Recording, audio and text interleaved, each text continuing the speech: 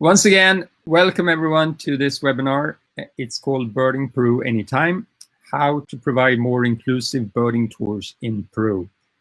And this is a continuation of my last presentation that dealt with these kind of trips all around the world. So what would we do if we would take the same concept to Peru? Peru is a tremendous country. It's very large. But how would you set up a 5-day tour to Peru? It sounds maybe impossible, but I will walk you through how we've been dealing with it here in Peru and what we will include in those kind of tours. First of all, yeah, so it's a large country, about three times the size of California. It's got 30 million inhabitants, and it's one of the most species-rich countries in the world when it comes to birds. Over 1,870 birds have been registered in Peru, and there's even more now when all the splits are coming through. We're going to get a few more ant pittas soon enough when that paper is out. We had 3 more tapaculos presented to us at the beginning of the year. So the number is steadily rising, and it would very, very, very soon be over 1,900 species, I'm pretty sure. Traditionally, the kids here in Peru, they learn to separate the country in 3 parts. It's the coast, the mountains, La Sierra, and the rainforest, which is the lower sort of flat green area. You can see that's part of the Amazon on the eastern side of Peru. So you can see that almost half the country is the Amazon. And the most of the rest of the country is the Andes. And then just a little short strip of desert on the west slope, ranging from Tumbes in the north down to Tacna in the south, bordering to Chile. And this is what the country looks like. However, for birding purposes, it makes a lot of sense to divide the country into north, central, and the south, because then you get a transect. So most of the tours that the tour companies are doing are very, very similar. Most of the birding tour companies are doing transects of these areas, either in the north, in the south, or in the central. Central not so popular, but still very good birding. The infrastructure is not so well built up, but the birding is just fantastic. And those are also trips that we do from Colibri Expeditions. We do a 2-week, like 15 to 16-day tours for north, for central, and the Manu Road with the lowlands that are lying right next to them. And then, of course, you can, apart from those 2 tours, you can do extensions. So in the north, you do the barbet trip for scarlet-banded barbet, and for the newly described Cordillera Azul antbird. There's also another extension for the spectacular white-masked antbird in the white sand forests. You take a flight from Tarapoto. There are Iquitos extensions. There are extensions to Tumbes. And so all in all, if you want to do like all of Peru, you pretty much need 10 weeks to see everything. And just trying to figure out, well, at least people in my generation, we're sort of running out of time now to see all the birds in the world, right? So we really have to start concentrating on the birds that we really, really want to see. And then 10 weeks in Peru is probably not likely for most birders, right? Considering the time that is left, the money that is left, and also, well, in the light of everything that's happening now with the COVID-19, well, who knows when we will be able to travel again. So the idea is to do the tours very, very short. And that's the concept that I presented in my last webinar. Now, if you look at these international birders, I think really when looking at the numbers, how few people, relatively few people, international birders go and see the Marvelous Spatuletail everywhere, the most spectacular hummingbird of all South America, maybe the most spectacular hummingbird of them all. Only 300 to 400 international birders go to see it every year. And that's at one site. So it's easy to know how many people there are. We just asked the caretaker there, Santos Montenegro, who is the caretaker of Wembo, how many birders are actually logging in his log. and there are only 300 to 400 people per year, and it's been that way the last, well, at least 5-6 years, as far as I know. It's a slight increase the last couple of years. It used to be 300, now it's sort of getting up to 400. So that's positive, but it's still 300-400 people only. And now, if you want to build a lodge in, say, northern Peru, and you direct that to hardcore birder, you can see that that's not sustainable. You will not have enough clients, basically, to make that infrastructure. So what's very important right now is actually that we here in Peru start promoting the same areas also to Peruvian birders who are in reality bird photographers. So we get more of them coming, and make affordable trips for Peruvian birders. In that case, we may be able to get some of these places more sustainable, right? So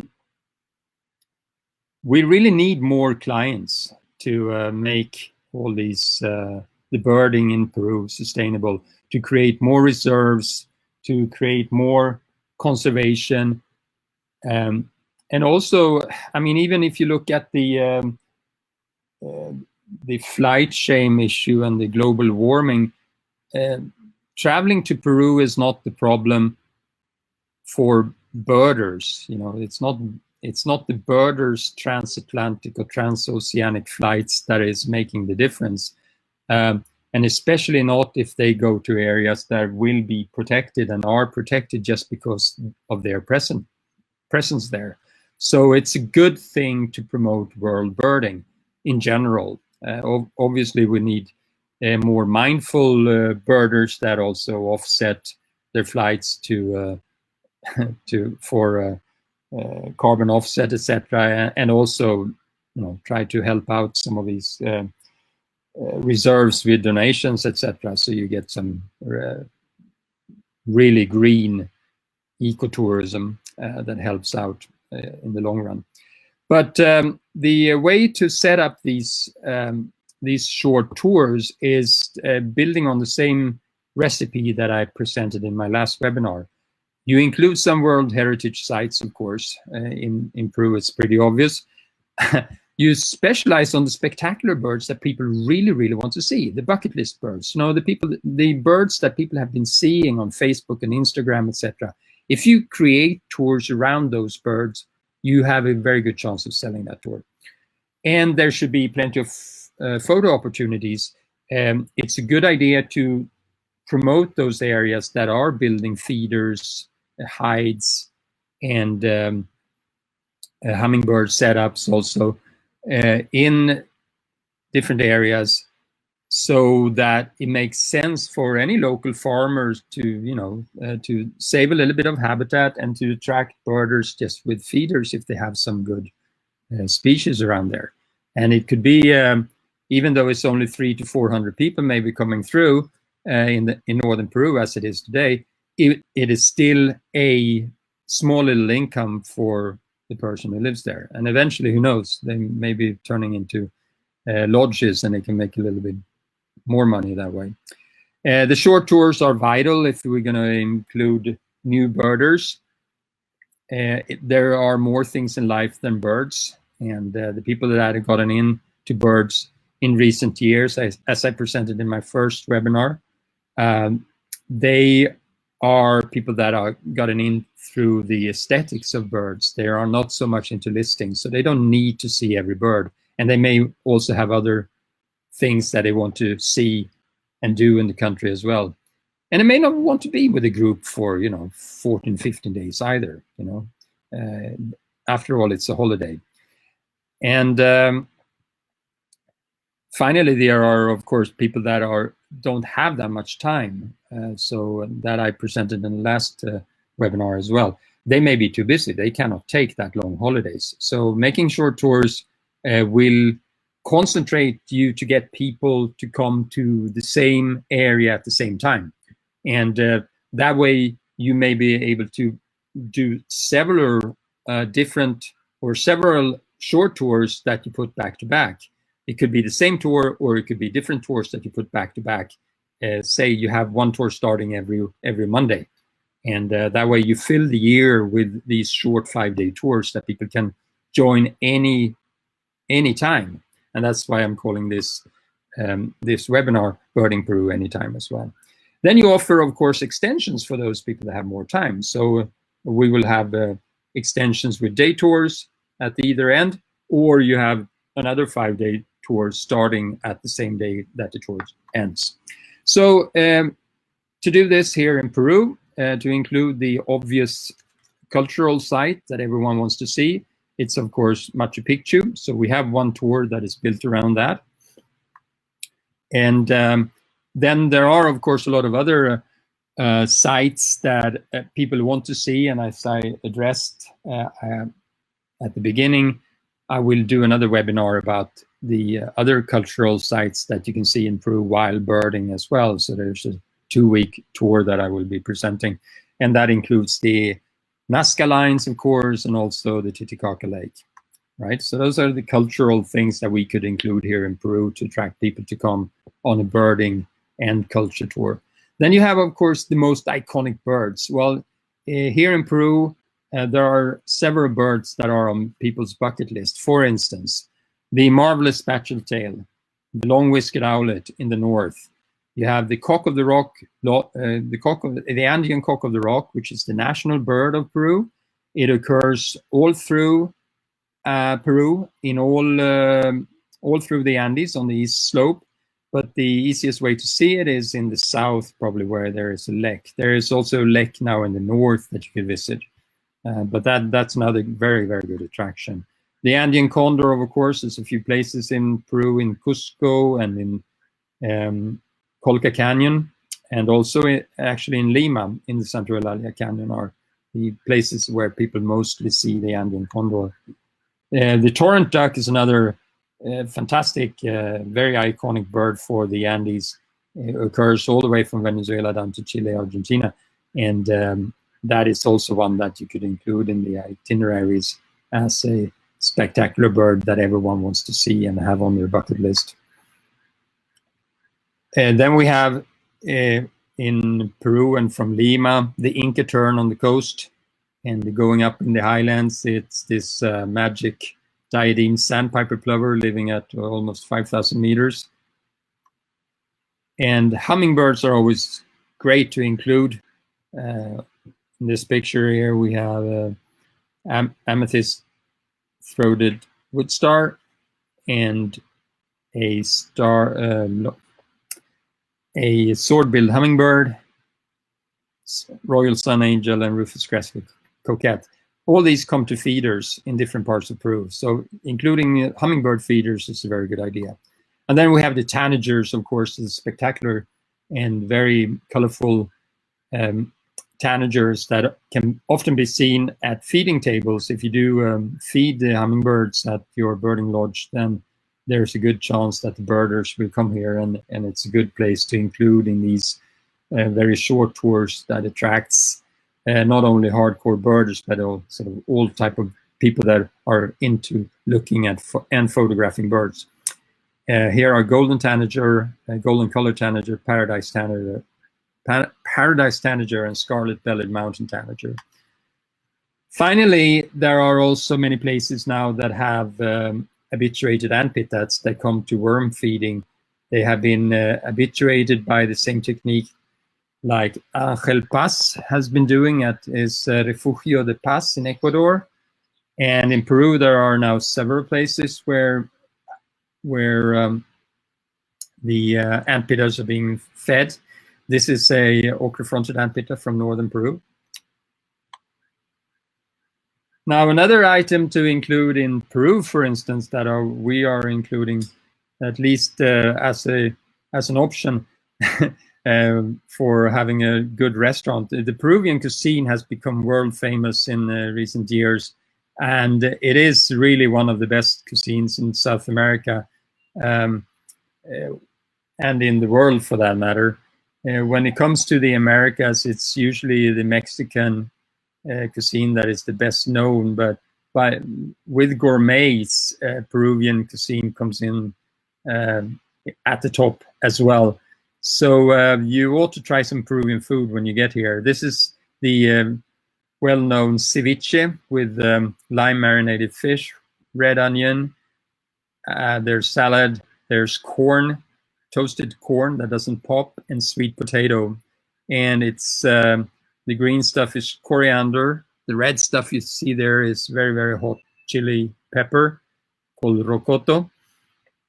And yeah, this is the national dish of Peru. But there are many, many very, very nice dishes that you should try when you get here. So one thing that we do on one of our tours is that we include a buffet, so you can try different types of Peruvian food during one of the lunches.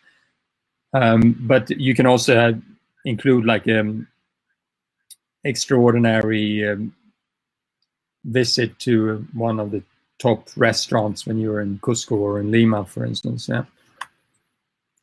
Some people may want to try this exotic dish as well, fried rat. Well, not really. It's a guinea pig, fried guinea pig. Some people see them as pets. Other people see them as food. For me, they're more pets, being a sort of pescatarian as I am. But some people might want to try that also. This is a particularly usual dish to try in Cusco or in Arequipa in the south. Now, as I said, photographic opportunities should be included in your 5-day tour. There are several very good initiatives, especially in northern Peru. Here we see an initiative at Aguas Verdes, and the guy in the photo here has been doing this hide where he feeds the rufous-breasted wood quail with corn falling down from the top there. There's like a funnel and then some PVC pipes coming down to the behind the palms that you can see on the left. And there's a little gap. This is version 1 of his hide. He has a much better setup now. But there's a little slit in that cardboard that you can see. And you can watch the rufous-breasted wood quail and tinamous at really, really close range here. So this is a fantastic setup at White Sand Forest. Hadn't it been for making these making this hide here, this area would probably have been gone by now. The area is called Aguas Verdes, and the owner here is Norville. He decided to buy some of this land, or at least sort of purchases for his use. And the White Sand Forest is not really good for any agriculture. Nevertheless, it is still cut down, and they're taking the wood for stakes, using it as for fencing, etc. And then they will burn the area and try to grow some stuff there, but it's really, really poor soil, so it doesn't really work that way. And so he set this area apart and built this hide, and people are now coming there to see both these, photographing these very sort of secretive birds, but also to see hummingbirds here. He has some great hummingbirds in his gardens, including both landsbills and also wire-crested thorntail that does a lek here. And he's building a little small lodge here also with, I think he's going to have 8 beds. They should be ready by the time this this whole pandemic quarantine is over, and then you can start visiting him at his place. So that is included also. And so coming back to this idea then about how flexible these short tours are, we can run them pretty much all year round. And there's free time before and after the 5-day tours. Of course, we can offer a lot of extensions for more birding and more culture. You may do that on your own, or you may take another extension with us. They're also much cheaper, of course, than taking a 14-day tour. So it gives you a lot more bang for your buck just to take this tour, get a little bit sort of feel for the country, and then after that you should be feeling a lot more safer to try to do some of Peru on your own, if you like, you know, or or visiting other areas. If you want to do an extension for more hardcore birding, well, that's an option as well. There's really no limits here what you can do after your 5 days are over. The other neat thing about these tours is that since they're only 5 days and we run them mainly every week, they are open for other operators to sell. So if you're an operator and you're interested in selling Peru, but you cannot really get a group together for doing that 14-day tour, you can still sell these tours, and you sell them for the same price as we do, and you get a commission, right? So that's another option for tour agents. You can sell these tours. Now, if you, for instance, want to build a tour for your company specifically, you can do that as well by presenting all these 5-day tours together, and you sell that as a package. If you don't get enough people at the end, fair enough. You just send them to us and we'll take care of them. And then you will still at least gain some money, or you just do that as a private tour with your tour guide. So it's still very manageable to do this FIT, as it's called in the business. Should you be a couple wanting to take any of these tours any time of year, and there's no groups running at that particular time, well, the cost for only 5 days, and you're the only couple, the extra cost you would have to pay would be $500. So it is still doable, so to speak. Then you can do sort of less expensive stuff if you're doing another, 5 to 10 days in Peru on your own. If you want to explore some stuff on your own, then you just do that on your own, and then the total cost will still be far less than taking a 14, 15-day tour with a tour operator, right? And once you decided that you want to go on a specific date, we will put that on our calendar. And then if 2 more people sign up, well, in that case, the surcharge will only be $90 per person for those 5 days. And if we get a 5th person, there will be no surcharge at all. So it's very doable to do any time of year.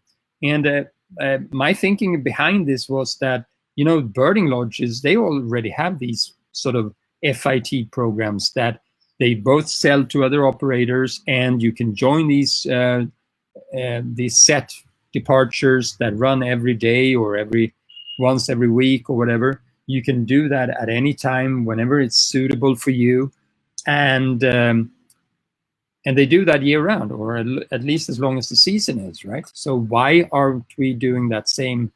Why don't we have the same strategy when it comes to birding tours? We that are operating birding tours. So if you are a bird tour operator and you have 5, if you can set up birding tours with this concept, I, as Colibri Expeditions, would be happy to sell some of those as well, and maybe we get those into the 7 Wonders birding catalog as well.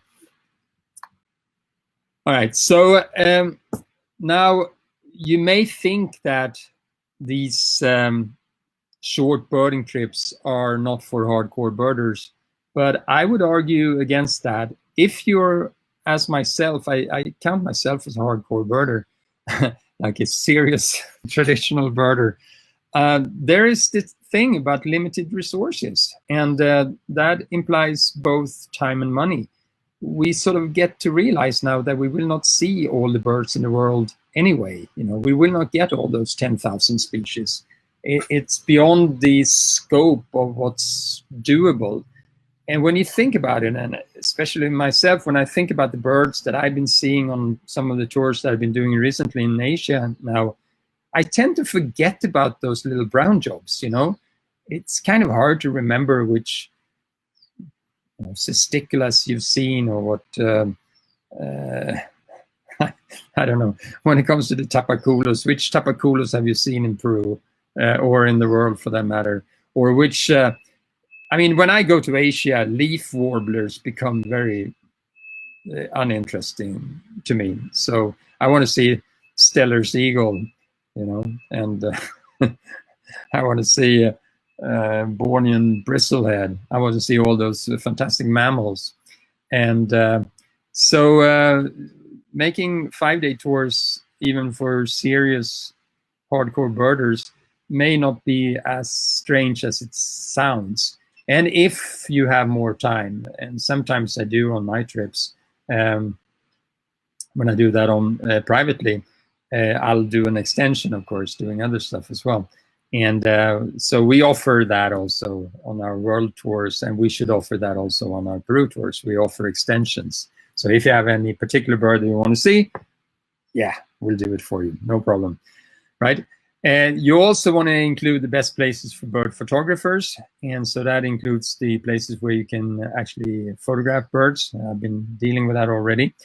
And you want to be able to attract the newbies and the non-birding spouses. So 5 days makes a lot of sense, because then you can, it doesn't become too much. I've been taking my wife on birding trips around the world now, and they have only been 5 days, and it has been absolutely no problem. We did Tasmania and Melbourne in 5 days, and we saw all the kangaroos and all that stuff. I'll get back to that. Well, I actually mentioned that on my last webinar, didn't I? All right, so you can do that. So you don't have to be a birder to actually do these trips. And I've sort of jokingly said that my goal with these trips is to do the perfect birding trip for a non-birder. Now there you have it. If that could be your goal, if that could be your sort of working mode, you have a really good product to sell to the other 99% that I was talking about in my last webinar, right? Those people that are not doing birding trips now, but could do them in the future, right? So if we try to market to those people, that would be very good. So which are the 3 tours that I'm recommending here in Peru then? So first of all, of course, Machu Picchu. Around Machu Picchu, there are other areas, Abra Malaga and Apurimac, that I include as well. And secondly, there's the Manu Road. You also start, both these tours you start from Cusco. The Manu Road is the most species rich piece of road in the world. And the third one, of course, is the North Peru thing for 5 days. That starts in Tarapoto and ends a little bit on Chachapoyas on this map. You can't see it, but it ends in Jaén on the shores of the Marañón River. So you get some Marañón endemics as well on that trip in only 5 days. I will go through these one by one here. So first of all, we have the Machu Picchu. So here you have some of these targets that I mentioned. You have the Andean Coco de Rock, you have the Torntac. Going into the Apurimac Valley, you will also see the Andean condor, plus a number of endemics, Apurimac endemics. All this is possible in 5 days. For the Machu Picchu, I've actually made 3 different versions of this. And there is a blog post on colibriexpeditions.com/blog called Birding Peru Anytime. So you can check that there, and you get the links for all these Machu Picchu tours you can do. One of them is for bird photographers. Another one is for more for birders, and the third one is for when you combine birding and culture. So at Abra Malaga, of course, there are a lot of endemics. It's included in all 3 trips. We also go to an area where there's our feeders for sword-billed hummingbirds, and you get a little bit of subtropical forest at the Abra Malaga area. You get some dry woodland. You get several endemics as well. And on the cultural trip, we do a little bit more of an extension. So we also visit some of the other sites for Inca culture in Cusco. We stay at the Machu Picchu Pueblo Hotel when we go to, let's go back. For the people that are doing the photographic tour, they will be staying at the Machu Picchu Pueblo Hotel for extreme comfort and also for more photography opportunities. So there are 3 different versions of doing this, and there's also a budget way of doing it as for the birding version. So you don't need to stay at the sort of the upmarket places.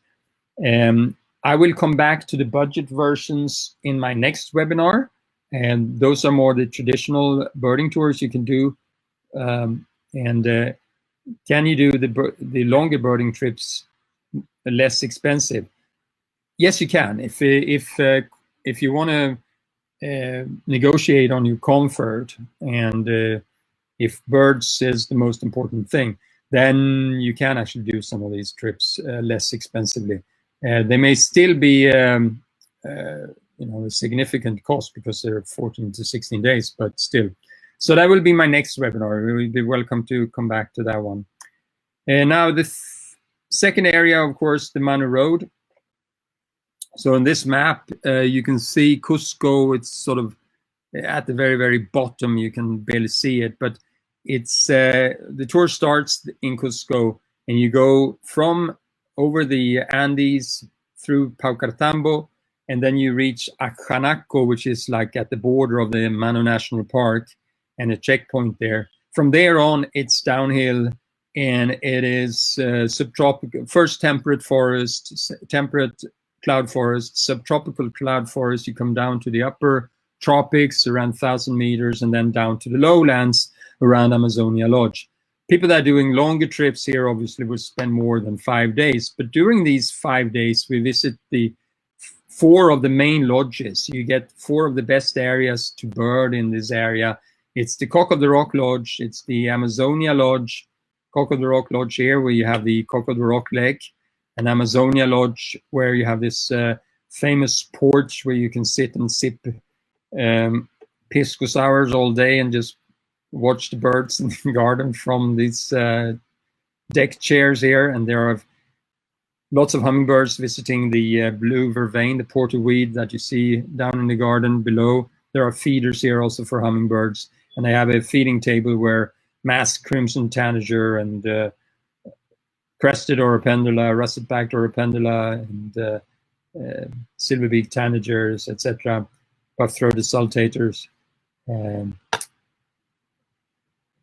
chachalacas, and you name it. They all come there and eat the food.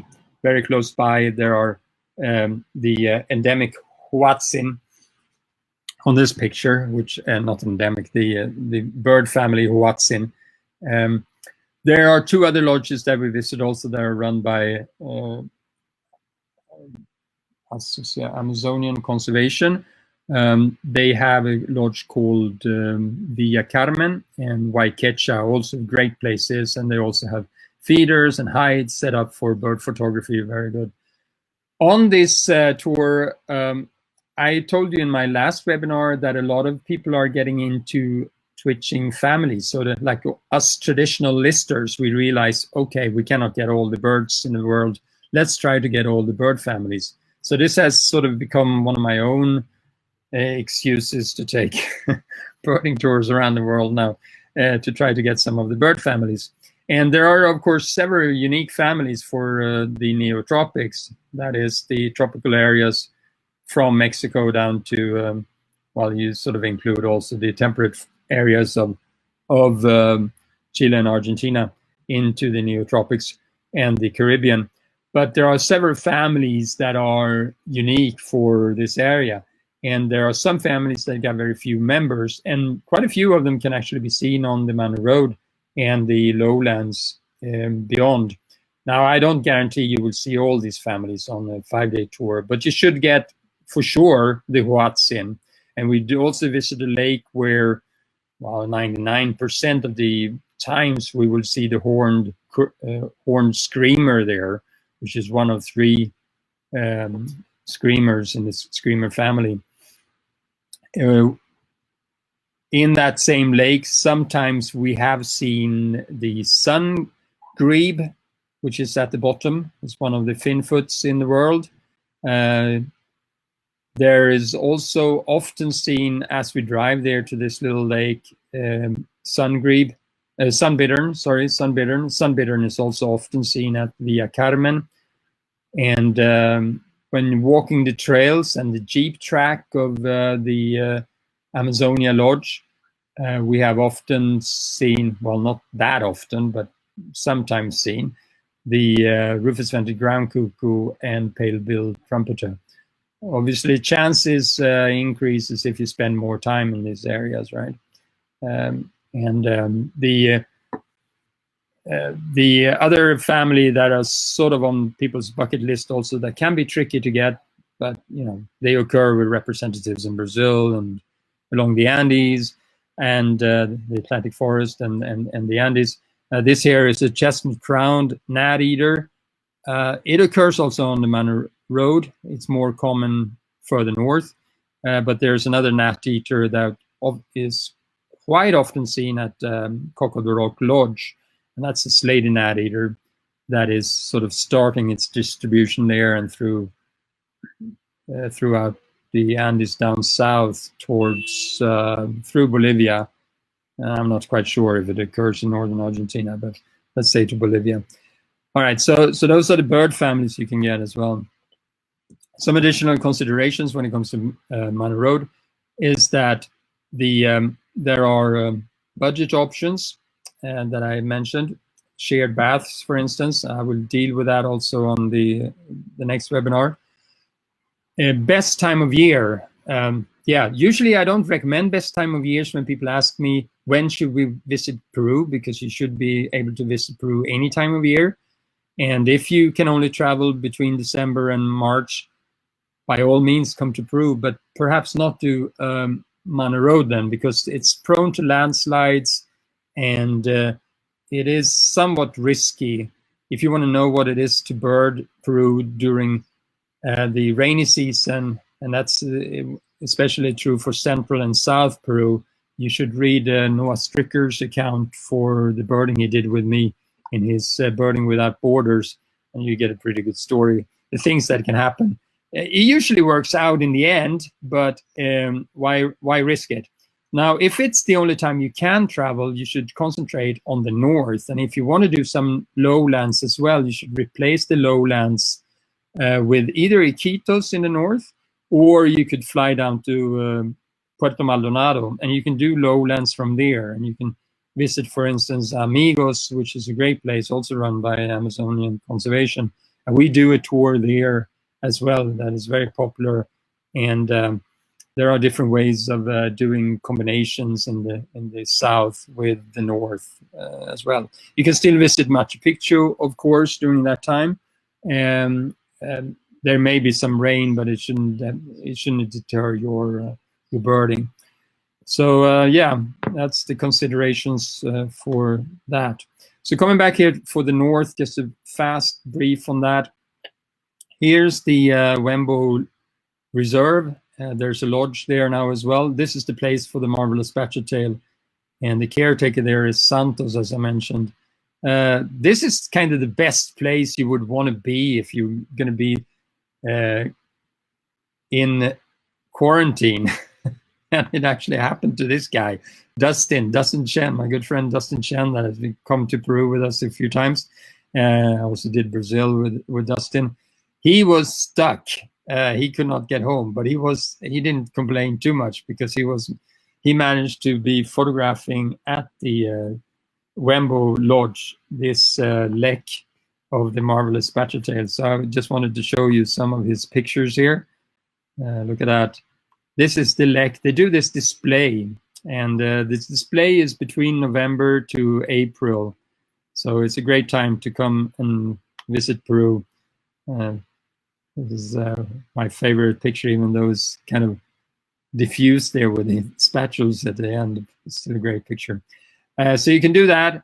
Now, for the north here, one thing to keep in mind, if Marvelous Spatuletail is the #1 species you want to see and photograph with spatules, I tell you, it's not easy. It's not easy to photograph. They're really secretive. And maybe you want to take a longer trip than the 5-day tour that we're offering in that case. But you should still see a male with spatules if you come between August to mid-July. I cannot guarantee males with spatules between the end of July through August. We have not been successful every year during that time. So that's the caveat, and please bear that in mind. The birding, nevertheless, though, is still excellent during that time of year. So if that's the only time you can do northern Peru, by all means do come. But I have to mention that. So during this 5-day tour, we also visit the very famous area Abra Patricia. There's a fantastic lodge up there now called the Owlet Lodge. Why Owlet? Well, here's the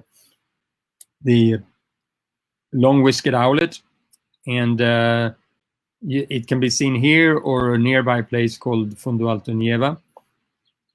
And there are also loads of endemics here, including the Royal Sun Angel up to the right and Lulu's Toady Tyrant to the left. And there are habituated antpittas such as the ochre-fronted antpitta that I showed on the previous picture, or this rusty-tinged antpitta. There's also now chestnut antpitta coming in, and I'm sure there's going to be more and more birds that are becoming habituated in the future. And as I mentioned, also there was the area of Aguas Verdes on the previous picture when I talked about Norway's place. We also have the Great Lodge of Wakanki, which has hummingbird feeders, and it's just a great place also. Birding from Tarapoto, we have a lek of golden-headed manakin and more feeders. It has really become the hummingbird itinerary of Peru, this northern Peru. During the 5 days, we usually get 40 species of hummingbirds. And if you are into unique bird families, well, you can get the oilbird here just by standing on the road, looking down a creek. And there's this little gorge that has oilbirds flying around in the middle of the day, while 16-wheelers pass behind your back. And there are also the Maragnon crescent chest you can get at Crescent Chest. Has 3 or 4 species included. I think it's 4 species. They can be seen when we travel to get out of the northern Peru circuit we go to Jaén to take the flight from there.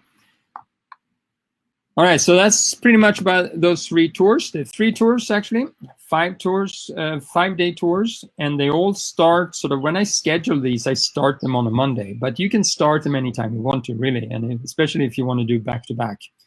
And but in between, you cement the areas in between by doing day tours, and Lima is a great place to do the day tours. From Lima, you can take a trip up to the high Andes to 16,000 meters, where you can see the diadem sandpiper plover and the white-bellied synclodes in the lower right corner, the critically endangered. You can do day photography trips from Lima to photograph the many-colored rush tyrant, the Inca tern that I had on my first slide, and the Peruvian thickney, for instance. And there's also, of course, in Lima, great opportunities to go to world-class restaurants, which you should not miss if you come through Lima. So yeah, that's pretty much it. That's the now I will go back to my main slide. Thank you so much for listening, and I hope to see you here again on my next webinar, which will be in a couple of days. All right, Linda, what about mammals? Okay, good question, Linda, thank you. All right, so the 5-day tours are, we get some mammals on these tours. They're not focused around mammals, but I tell you, if you're interested in mammals, I tell you what you should do. You could do an extension to the Manu Road. We see some mammals here, right? We often see tyras. We see woolly monkeys, who is a good one on the way down there. We also get a couple of smaller monkeys as well, and brown agoutis, etc. And then when you add on an extension to lowland Amazon. A lot of people do that. I'm not running that like it's like the runner-up to these 3 trips that I'm presenting. Like if you want to do an Amazonian trip for Amazonian mammals and more birds in the Amazon, you should do an extension to the Amazon.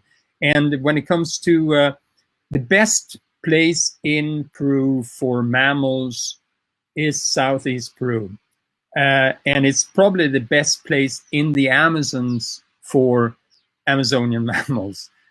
There's only one place that beats it, and it's actually outside of the Amazon, and that's the Pantanal. And also, I should add the Orinoco area, but well, a huge part of that is not really on people's mindset right now through Venezuela and all the problems are there. There may be some opportunities from Colombia to go into the Llanos of Orinoco, but for the time being, I think Brazil is the place to go. But when it comes to the monkeys, there are several good monkeys that you can get in Peru and that you cannot get, in the Pantanal.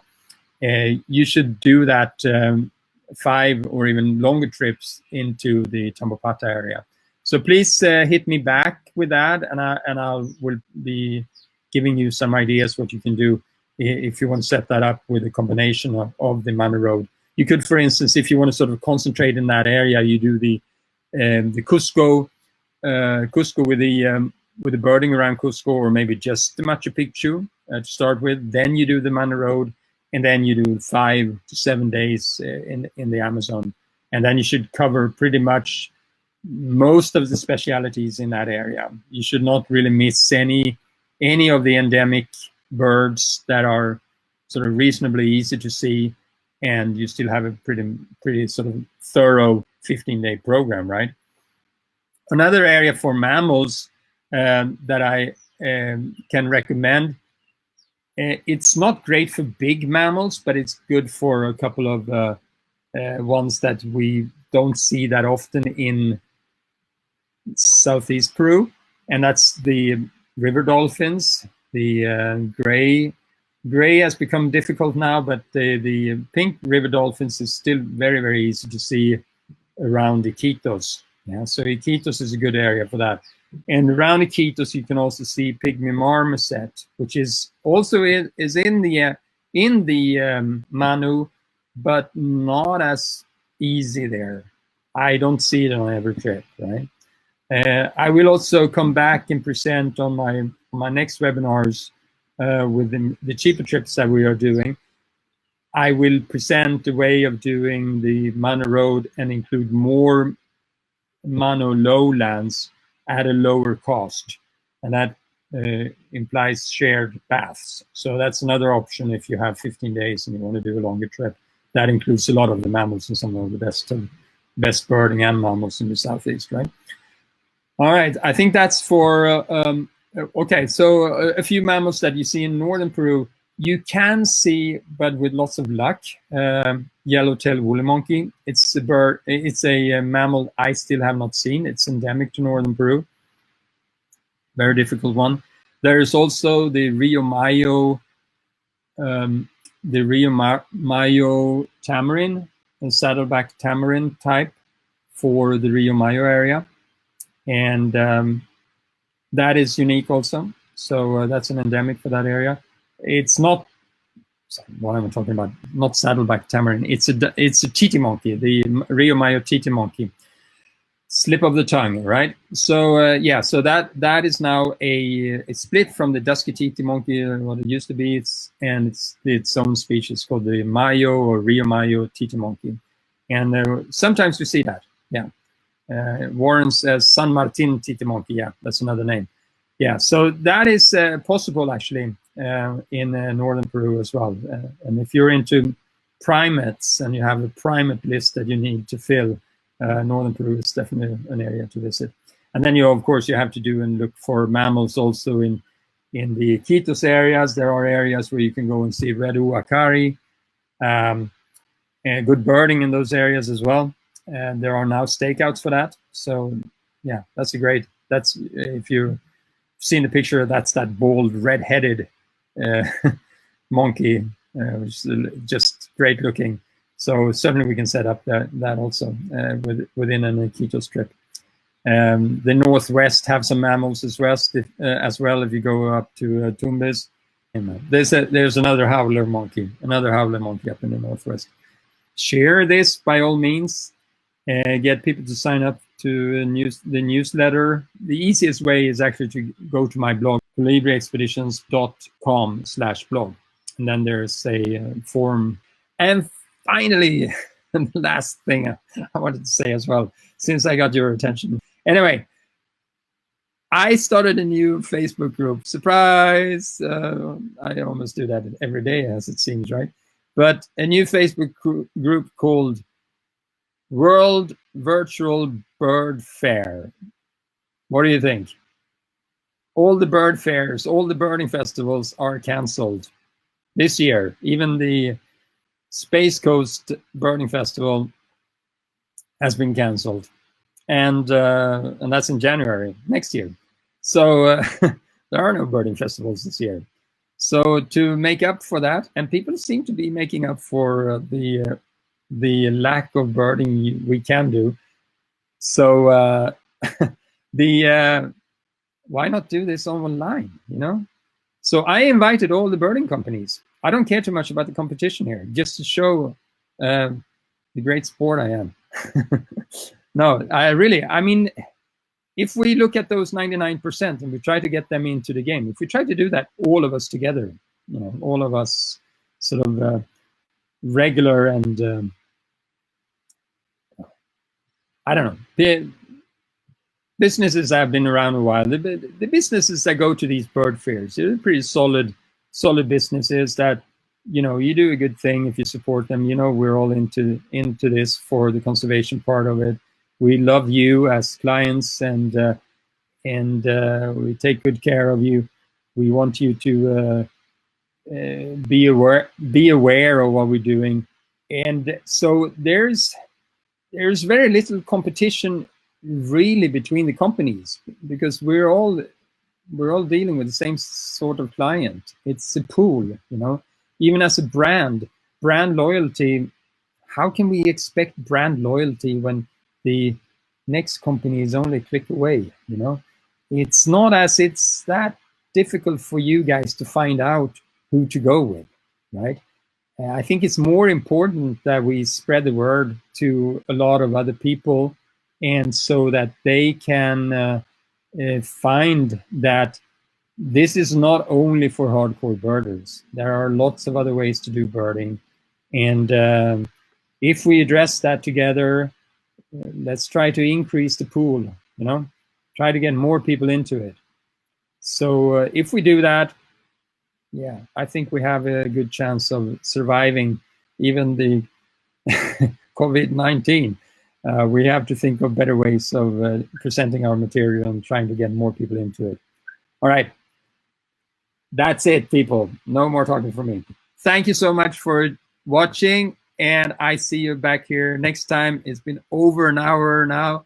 I have to rush down to the supermarket, otherwise I won't get any food today. Have a great time, everyone.